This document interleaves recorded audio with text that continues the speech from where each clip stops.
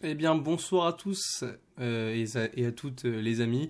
Aujourd'hui, on se retrouve pour le débrief de OL, Racing Club de Strasbourg, défaite 2-1 de nos Lyonnais face à Strasbourg qui est 19e de Ligue 1. Débrief que je vous annonce tout de suite qui va être assez spécial parce que je vais parler très peu du match. Je vais parler plutôt de ce qui s'est passé autour du terrain parce que j'ai pas vu le match en direct. Je m'ai fait l'effort de regarder la première période, mais après, je me suis dit que je ne regarderais pas la seconde parce que ça savait à rien. Du coup, j'ai regardé un résumé pour un peu plus voir les actions qu'on a vues en deuxième période. J'ai vu qu'on avait eu pas mal d'occasions aussi, qu'au final, c'est un match qui était dans le contenu loin d'être mauvais. Franchement, bon, bref, ça on va en parler vite fait. Donc, les amis, voilà, les compos c'était ça. C'était un nouveau système de jeu mis en place par Laurent Blanc avec Lopez au cage. Une défense à 3, 3 défenseurs sur trop, Diomandé, Lovren, Lukebok, qui était pas forcément mauvaise. Mais bon, Gusto qui jouait un peu une sorte de d'ailier droit, c'était un peu comme ça, si j'ai bien compris. Ouais, Gusto ailier droit avec c'est pas vraiment ailier droit, mais tu m'as compris, c'était on va dire piston droit vraiment. Là, c'était vraiment un rôle de piston. Et c'était intéressant d'ailleurs, je le trouve plus intéressant en piston pour moi le Gusto sur ce match, je l'ai trouvé beaucoup plus intéressant. À gauche c'était Tagliafico, du coup piston gauche, le milieu de terrain Tolisso Mendes, Andis Cherki. Cherki, franchement, je tiens à parler de lui tout de suite. Dans son match, dans sa globalité, et ben Cherki s'est réveillé. Je vais pas encore, je vais pas lui donner toutes les louanges parce que bon, c'est pas non plus, c'est encore c'est encore peu. On va dire que voilà, ça fait pas très longtemps qu'il nous fait ce genre de prestations, mais il enchaîne. Voilà, ça va faire 3, 4, voire même peut-être 5 matchs qu'il est bon. Il est intéressant et on voit vraiment qu'il a du potentiel. C'est un joueur de ballon, c'est le cas de le dire. C'est un joueur de ballon, Ryan Cherki, les gars. Il est vraiment, c'est un bon joueur. C'est un bon joueur. Franchement, là, je vois enfin le potentiel, le joueur qu'il doit être. Et ce match qui se réveille aussi tard. Après, voilà, il a 19 ans, il commence à se réveiller. Voilà, il a eu cette insertion là quand il a commencé à 16 ans dans le monde professionnel qui a duré un petit peu. Je pense que là, il a grandi, il a pris de la maturité. Et là, il commence enfin à nous faire des prestations, on va dire, très intéressantes. Là, franchement, c'était un très bon match de sa part. Vraiment, j'aime beaucoup. C'est un genre de. Il me rappelle beaucoup un peu Fekir. Voilà, j'aime beaucoup ce poste de numéro 10, c'est ça. Beaucoup de talent, franchement, je pense qu'il peut aller très très loin ce genre-là. Il peut aller, mais alors très très loin au niveau du potentiel, à condition que voilà, l'esprit d'équipe et que la mentalité ça reste en place. Et s'il continue comme ça, je pense que voilà, il peut aller très très loin. Et son match de la globalité est énorme, beaucoup de différences, balle au pied, voilà, c'est lui qui apporte réellement toute cette créativité au milieu, du danger même offensivement. J'ai adoré son match. Et sinon, les deux postes de numéro 9, on va dire les deux attaquants, Lacazette et Toko et Kambi. Voilà. Bon. Alors, match, on va parler vite fait du match, du coup, de la première mi-temps, ce que j'ai vu, j'ai pas vu la seconde mi-temps, mais première mi-temps qui, dans le contenu, a été globalement bonne. Et c'est ça qui est rageant. C'est ça qui est rageant, c'est que, en fait, tu te dis que même en faisant un bon match, on va dire, même en étant bon dans le contenu, en n'étant pas horrible, tu arrives à te prendre un but sur une action. Sur une action qui n'est pas, je vais pas dire pas méritée, mais qui vient de nulle part, encore une fois. Un beau but, d'ailleurs, un très beau but. D'ailleurs, je vais parler du coup des buts strasbourgeois. Premier but, voilà, sur un corner, sur une remise. Je sais plus qui la met, c'est Aoulou, je crois qu'il la met, un truc comme ça. Voilà, belle reprise. Voilà, au ras du poteau, enfin, au ras du poteau. On va dire vraiment quasi à côté du poteau opposé Lopez. Alors Lopez qui n'est pas irréprochable. Hein. Certains vont me dire que je suis difficile avec Lopez sur ce but. Mais putain, quand t'as un gardien de niveau international, en plus tu joues international portugais, il a d'expérience, Lopez, c'est pas n'importe quel gardien.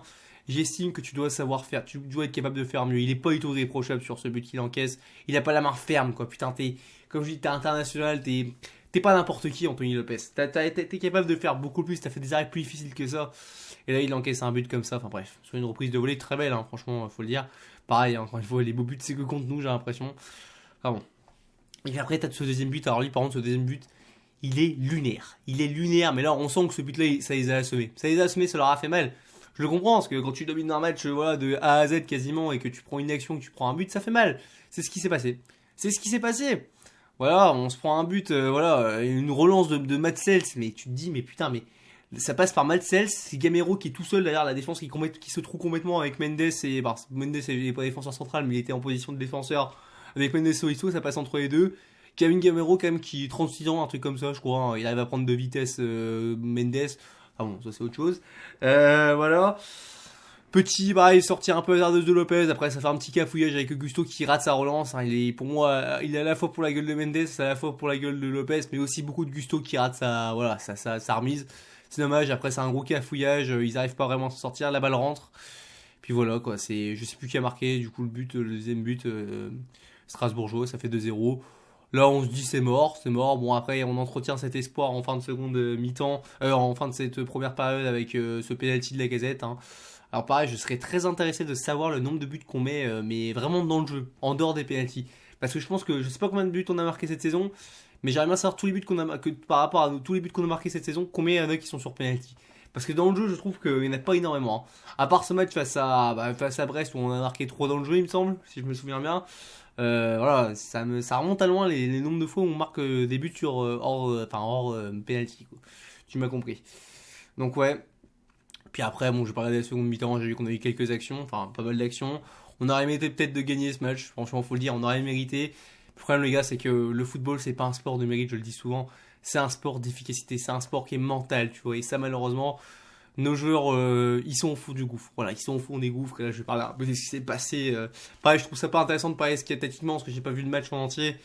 Mais bordel de merde, on va parler un peu des sifflets qu'il y a eu, voilà, enfin des choses qu'il y a eu, autour du stade, notamment voilà l'acharnement sur Toko Ekambi avec les sifflets, parce qu'il y en a beaucoup qui ont fait un peu voilà qui ont un peu on va dire dédramatisé, enfin qui ont on va dire un peu pris le parti de Toko Ekambi.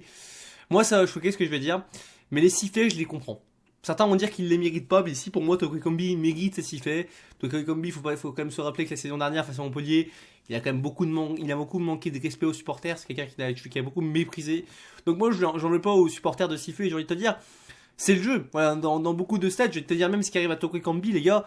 Dans beaucoup d'autres clubs, ça serait arrivé beaucoup plus tôt. Rien que nos voisins du sud, nos voisins, nos amis entre guillemets du sud à Marseille. Ça ferait longtemps que Splitlo, je vous dire, rien que la saison dernière, il serait fait défoncer. Rien que ces 6 premiers mois, il aurait pu se faire défoncer chez eux. Plein de clubs, à Saint-Etienne, c'est pareil. Voilà, nos rivaux aussi. Même Paris, même des clubs comme Nantes, je te jure, c'est con à dire, mais c'est même ces clubs-là, ils auraient réagi, croyez-moi, depuis beaucoup plus longtemps que ça.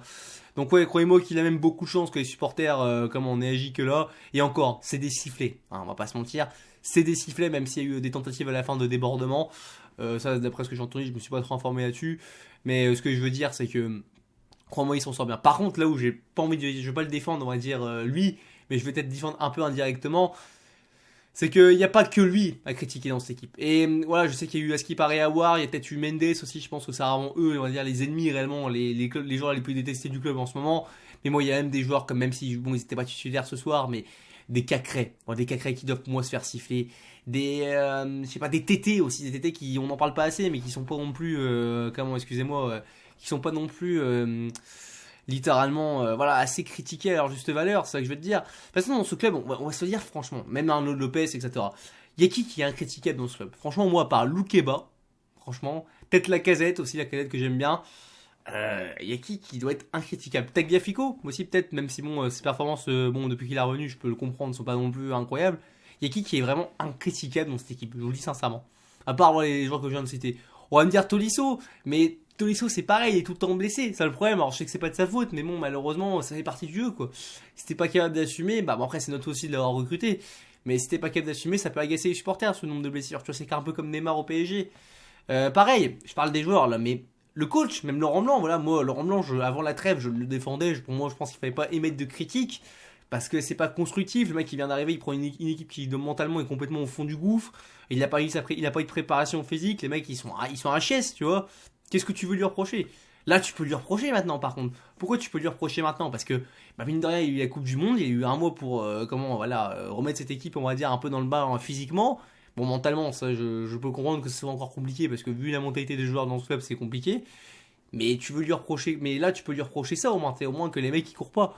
Bon, après, c'est compliqué. Et même tactiquement, des fois, on s'est posé des questions. Pourquoi des mecs comme Toko, voilà, des mecs comme Toko, des mecs comme Mendes continuent à être titularisés? Pourquoi des mecs comme Florent da Silva, El Arouche ne joue pas plus? C'est ma question, tu vois, même, je sais pas, des Koupendi. Même d'autres joueurs, voilà, qu'on critique pas souvent, mais Diomandé, des fois, c'est pas incroyable aussi comme joueur, tu vois. Tu vois ce que je veux te dire? Donc ouais, il y a des choix de Laurent Blanc qui sont assez douteux aussi là-dessus, je peux qu'on les critique. Mais moi, vraiment les plus grosses critiques, et c'est là-dessus que je pense qu'il faut vraiment mettre du point sur, mettre le point sur la table, les gars. Enfin, faut vraiment y aller, quoi, tu vois.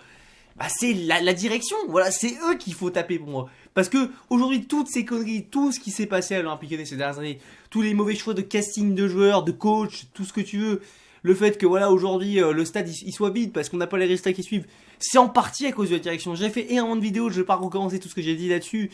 Mais voilà, les Olas, surtout les Chirou, voilà les Chirou pour moi. Ce mec-là, il arrête d'avoir une banderole juste pour lui, mais une énorme banderole, dégage du club. Lui, par contre, je sais pas, peut-être qu'il en a une, j'ai pas vu. Dites-moi, mais il me semble pas qu'il y en ait une. Mais lui, ça doit dégager, ça doit partir, bordel de merde. C'est plus possible. Voilà, c'est une horreur. C'est voilà, c'est pas anodin, comme dirait voilà, comme il nous a sorti en conférence de presse. Hein. Ouais. Marseille, hein, pour se moquer un peu de la gueule de Marseille quand Sampaoli est parti. Ah pourtant je déteste Marseille mais aujourd'hui ils doivent bien rigoler. Et vous avez raison de rigoler hein, parce qu'il me semble qu'il y a 17 points qui nous séparent entre eux. D'ailleurs ça c'est aussi un truc que oui il faut aussi voilà je parle pas trop du match du coup mais je précise qu'au moment à l'instant T là où je vous parle il me semble qu'il y a 10, il y a je sais pas combien de points, bah du coup 17 points qui nous séparent du podium, mais on est plus proche de jouer le maintien que le podium, bon ça on le savait quasiment déjà. Mais rigoler, mais je pense que cette équipe au premier degré, je vous dis ça vraiment au premier degré, elle est capable de vraiment jouer le maintien. On peut se retrouver, les gars, allez, on est au mois de janvier, au mois de mars, à commencer à jouer le maintien. C'est pas une blague. T'as vu les points que t'as perdu contre les équipes, les points que t'as perdu contre les équipes en question. Les gars, ces équipes-là, on parle de Strasbourg, 19ème, 0-0 précédente la semaine dernière, 15ème. C'est des équipes qui sont largement abordables. Là, tu joues samedi en Coupe de France, mais ne vous ratez pas. L'Olympique Lyonnais, là, ne vous ratez pas, les gars. Ne vous ratez surtout pas, surtout face à une équipe comme ça, amatrice. Oui, on est chez nous, parce que officiellement, voilà, c'est Chambéry OL, mais elle va jouer au Courbevoie Stadium. Juste, il me semble que les fonds, enfin, l'argent, voilà, que ça va procurer, enfin, que ça va consommer, entre guillemets, ça sera au revenu de Chambéry, je crois que c'est ça.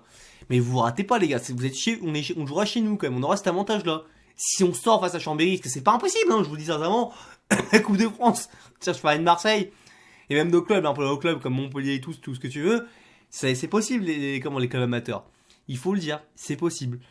Donc ouais, franchement, je suis inquiet. Voilà, aujourd'hui, je vous le dis, à part justement la Coupe de France, il n'y a rien à jouer. Et encore, on va pas se mentir, la Coupe de France, voilà, dès qu'on va affronter une équipe à ce niveau Ligue 1, je pense, et même voilà, top 10 Ligue 1, ça va être compliqué. Je pense qu'on sera même pas favori. Il y a trop de choses qui ne m'ont pas dans cet effectif. Là, je pense que voilà, les sifflets étaient bien. Je pense que c'était bien d'avoir des sifflets, des banderoles, même si j'aurais attendu plus encore une fois. Bon, c'est déjà bien. On commence à se réveiller dans le groupe Stadium, c'est une bonne chose déjà. S'ils commencent à se réveiller, enfin après tout ce temps, ça serait bien maintenant que voilà les prochains matchs ça soit comme ça. Après les gars, si on voulait vraiment entre guillemets, bon après quoi tu me diras, je sais pas si ça vraiment arrangerait forcément les choses.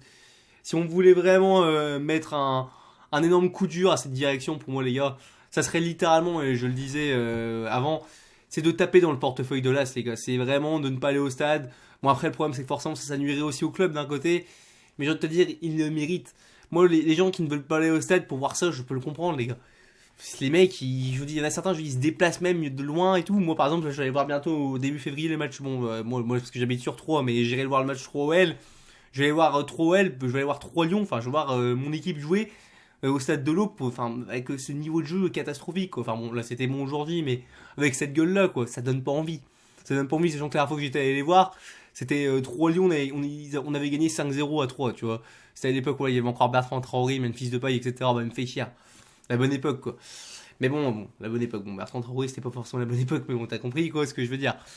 Donc ouais, bref, là je parle un peu dans le vide. Oui, donc oui, il y a eu des débordements. Alors ça par contre, je suis un peu contre ça, enfin vraiment les envahissements de terrain, parce que ça peut être dangereux, ça peut nuire à la santé des joueurs. Je pense pas que répondre par la violence c'est réellement tu vois le meilleur moyen de se rendre justice. C'est qu'on va dire, mais bon des fois c'est vrai qu'on peut le penser, mais est-ce qu'après on va se sentir mieux après avoir fait ça, je sais pas. Mais par contre je pense sincèrement qu'il faut on va dire mépriser. Il faut mettre des coups de pression. Bon, il y a vraiment que ça qui a marché. Et encore comme je le disais, si on voulait vraiment faire mal, il faut taper dans le portefeuille de la direction, c'est-à-dire ne plus aller au stade, boycott. C'est pour moi le meilleur moyen. Voilà. C'est tout ce que j'ai à dire. J'ai pas grand chose à dire d'autre.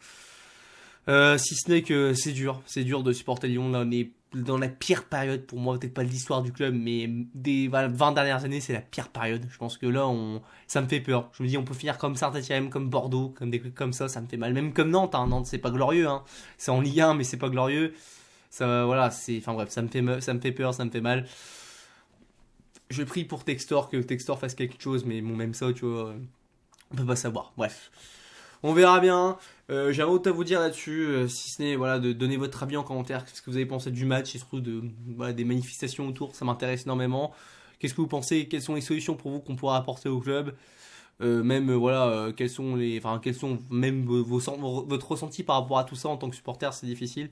Ça m'intéresse. Voilà, bon, j'ai rien d'autre à dire sur, j'ai rien d'autre à dire sur ce match. Bon voilà, n'hésitez pas à donner votre, comme je disais, votre avis en commentaire, que ce soit en pouce bleu, en pouce rouge, et on se retrouve du coup samedi pour le débrief de Chambéry OL. Je crois que c'est Chambéry contre qui on joue, c'est ça, en Coupe de France, hein, en espérant une qualification, hein, face au grand club de Chambéry. Hein. Alors voilà. Et puis c'est tout, puis bon bah à part ça, écoutez, j'ai envie de vous dire comme d'habitude, hein, malgré tout, allez l'OL, allez à plus les amis.